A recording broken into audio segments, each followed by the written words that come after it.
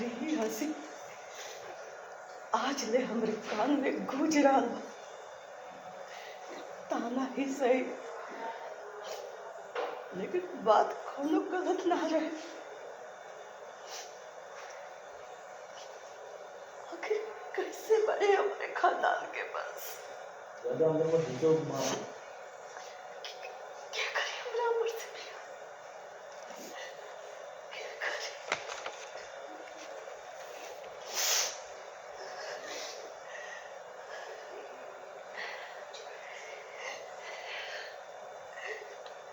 अम्मा जी हमरा हुआ के वचन दे बानी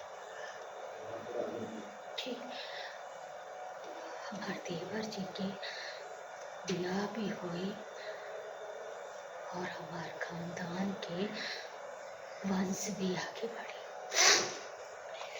हमरा हुआ के वचन दे बानी।